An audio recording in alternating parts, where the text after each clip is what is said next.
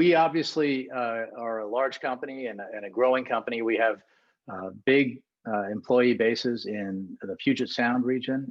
We are growing a very large employee base here in the DC region in Northern Virginia. And we have a substantial employee base in Nashville. And these are all three urban areas that have an affordable housing problem. Not unique. It's a familiar one, as you know, in the Bay Area, familiar in many places in the country. What we like about our ability to try to help address this challenge is that we really are in multiple places. So we can do it where we have a significant presence, and we can do it, in 3 different locations in 3 different parts of the country. So we're committed to trying to help. We know that the private sector can't take the lead in addressing this challenge because governments, state and local governments, have the regulatory power and the lawmaking power, and they need to act. But we feel like we can help make a difference with this equity fund. So speaking of the private sector, other big companies, other big tech companies have tried to address the issue as well. And I wonder if you looked at any of the approaches of Microsoft or Google or Facebook or Apple, and if there was anything there you tried to emulate or avoid. We certainly looked at what others were doing in this space. What we decided to do was focus on preserving existing housing units, making them affordable, and allowing them to be affordable for many years into the future, rather than focusing on building new units because we wanted to take advantage of the speed. We're also providing substantial loan guarantees for big portions of the deals required here, so that we're not just a layer of financing, as you can see, as some others approach this, and that means we can move quickly. I mean, the 2 initiatives we announced today, one in Northern Virginia in Arlington, where our second headquarters is located, and one in Puget Sound, they came together in a matter of weeks, literally, and that's because of the scale that we were able to bring and the way that the housing agencies were able to take that scale and put it to work. Now, we know that the housing crisis disproportionately affects communities of color. How does this address that?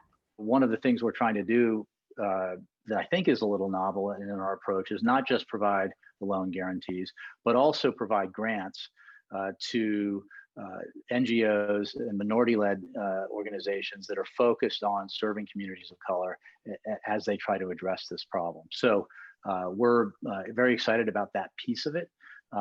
And we're hoping that we can have an impact here. We, like everything we do, we don't presume success. We measure it every day, and we're going to see hopefully some positive results here. What is your sense of whether post-pandemic Amazon is going to need more or less office space long term? We have not made any formal decisions around what the future of our work looks like. We've extended our work from home policy for our corporate employees through the school year, and we'll continue to assess that as we look at how states are getting their citizens vaccinated and what the various rules and regulations are in our locations.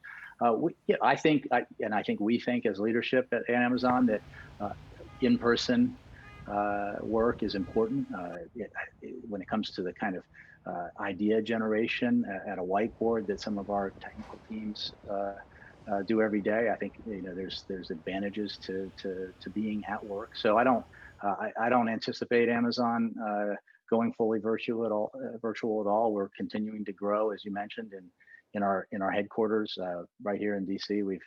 Or the DC area, Northern Virginia, we continue to hire and we continue to build out that campus, and we're looking forward to being able to occupy our offices there when they're ready. If 2020 was crisis mode, Amazon hired a ton of people, 400,000 people last year. How is 2021 different in terms of staffing and demand? Well, we don't know yet, obviously, what 2021 will bring in terms of COVID. Hopefully, as the vaccines get distributed and taken by citizens, and also, of course, in our areas around the world, we'll begin to get beyond this. But we never make predictions because it's really up to our customers. What is the message that Amazon wants to send, is sending to the new administration, which will arrive with, to be fair, a full plate of regulatory issues? You know, there's antitrust scrutiny facing Amazon. And are you having conversations with transition officials to convey that message? Well, let me just say, Emily, first of all, Amazon's been around for 5 presidents, and we've engaged as a company, with every administration, and as we have with the current one, and we will with the Biden administration. The answer to your question is we have a lot, I think, of opportunity to align with the incoming administration and its objectives around raising the minimum wage, which is woefully low. We raised our minimum wage to $15 an hour, 2 years ago, and we've seen some other companies follow suit, but it needs to be, we think, something that Congress acts on.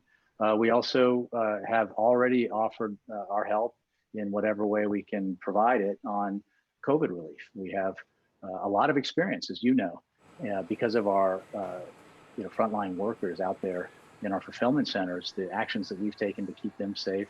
We've created our own lab facilities and testing facilities capacity and so we have a lot of experience to bear there, and we have tools that AWS can offer also. So we're looking for, and sustainability is another one. And with the climate pledge, this administration, this incoming administration, I'm happy to say, is going to take the challenge of climate change seriously, and we think we can help with that. So we're not going to agree on everything. Certainly never happened in the past. But I personally, as you can imagine, am thrilled having worked for Joe Biden. He's a man of high integrity and decency, and he takes the job seriously. I saw that every day, and I expect he'll be a good president. So, are you having conversations with transition officials now, or have those conversations already started? We've had conversations, and I don't think we're alone, with the folks focusing on COVID relief, and they're the advisory council they have, and we've offered up suggestions, our experiences, and we're open to any ideas the administration might have, or the incoming administration might have, and how we can help. And then we have, just as we as you would expect, we obviously, as a broader organization, have conversations with elected officials all the time and incoming administration officials. So, but the focus we've had has been on COVID. Okay, and I have to ask, given you're President Obama's former press secretary, any chance you'll be taking a job in the administration? Have you considered that, or would you? I have no plans, and I mean that sincerely. I had the best 5.5 years, I think, of anybody I know who's done this. I got to be Joe Biden's communications director, Barack Obama's press secretary. I loved every minute of it, and then I ended up at Amazon, and I've loved every minute of this. So. I think Vice